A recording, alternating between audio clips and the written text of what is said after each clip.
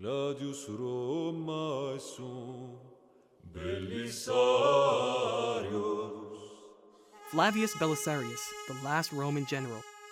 Flavius Belisarius stands as one of history's most brilliant and tragic military figures. Born around AD 500 in one of the frontier provinces of the Eastern Roman Empire, his exact birthplace is uncertain, most likely somewhere in modern-day Bulgaria, in the ancient region of Thrace. His origins were humble, perhaps from a Thracian or Illyrian family, not from the aristocracy of Constantinople, but from the rugged lands of Rome's borders. This makes his rise all the more extraordinary, a man who earned greatness purely through his talent and discipline.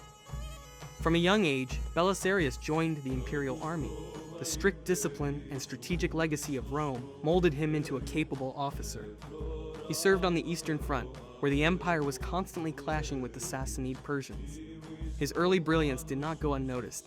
Soon he caught the attention of a man who would become emperor, Justinian I. That encounter would define both their lives and the fate of the empire. When Justinian ascended to the throne in 527, he dreamed of restoring Rome's former glory, the Renovatio Imperii, or restoration of the empire. To achieve that, he needed a general who could make the impossible happen. Belisarius became that man. His first major victory came at the Battle of Dara in 530, where he defeated a much larger Persian army through tactical genius. By using trenches and deceptive maneuvers, he turned a defensive stand into a stunning triumph. The victory electrified the empire. After years of decline, Rome finally had a hero again. But no career is without setbacks. In 531, Belisarius suffered defeat at the Battle of Callinicum. Still, even in loss, his leadership shone. He managed to save most of his forces from annihilation. Justinian didn't punish him. Instead, he gave him an even greater mission: to reconquer the lost western provinces. The first target, North Africa, then ruled by the Vandal kingdom. In 533, Belisarius sailed with a modest but well-trained army. What followed was one of the swiftest and cleanest campaigns in ancient history. The battles of Ad Decimum and Trichomerum crushed the Vandals, and Carthage fell back into Roman hands. Provinces lost for nearly 2 centuries were restored. The empire rejoiced, and Belisarius became a living legend. Yet the Byzantine court was not a place that handled greatness well. Empress Theodora and several courtiers began to view Belisarius with suspicion. His victories made him popular, and popularity was dangerous. Still, Justinian trusted him enough to send him on his most ambitious campaign yet, the reconquest of Italy from the Ostrogoths. In 535, Belisarius invaded Sicily, then moved north, taking Naples and finally entering Rome itself in 536. Symbolically, the Eternal City was Roman again. But it came at a price. The Gothic War dragged on for years. Supplies dwindled, reinforcements were scarce, and the enemy surrounded the city. During the siege of Rome, Belisarius faced overwhelming odds. With only a fraction of the Gothic army's numbers, he held the walls, using every tactic he knew: counterattacks, ambushes, and diplomacy. His defense of Rome remains one of military history's finest examples of leadership under pressure. At one point, the Gothic leaders, impressed by his courage, offered him the imperial crown. Belisarius refused.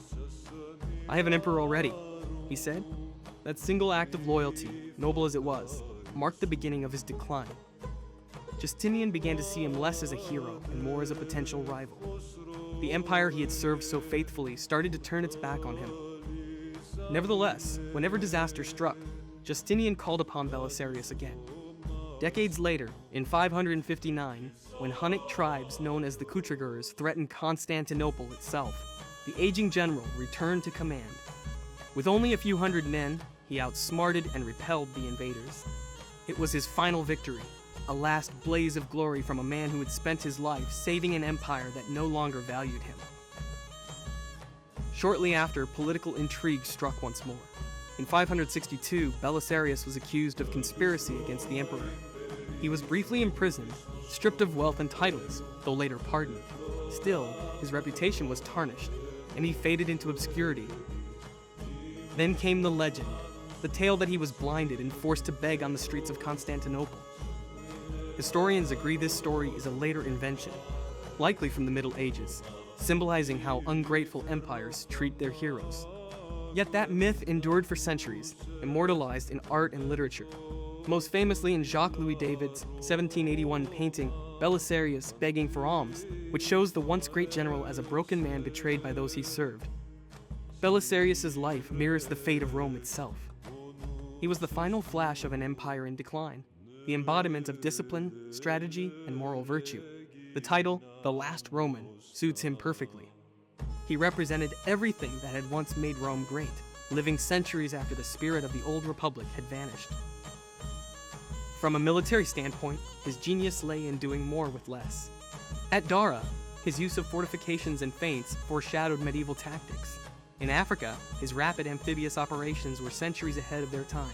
In Italy, his defense of Rome was a masterclass in endurance and command under siege. Modern historians rank him among the most capable generals in pre-modern warfare, a man who combined intellect with integrity. Yet perhaps his greatest strength was moral rather than strategic. Belisarius was loyal beyond reason. He refused to seize power, even when it was within his grasp. He obeyed an emperor who doubted him, served a court that slandered him, and fought for an empire that ultimately betrayed him. Few men in history have held on to honor as he did. That is why he is remembered not only as a soldier, but as a symbol of virtue. A man who remained righteous in an age of deceit. Belisarius died in 565 AD, the same year as Emperor Justinian. The general and the emperor who together had dreamed of restoring Rome left the world almost simultaneously. Behind them lay a legacy of reclaimed provinces, magnificent victories, and a bittersweet reminder that even the greatest heroes are mortal. Today, Belisarius' name lives on among historians as the model of what a general should be: intelligent, disciplined, and loyal to the end. In modern culture, his legend occasionally resurfaces in novels, art, and even music. Recently, his story has even inspired songs in Turkey and beyond, showing how his myth continues to echo through time.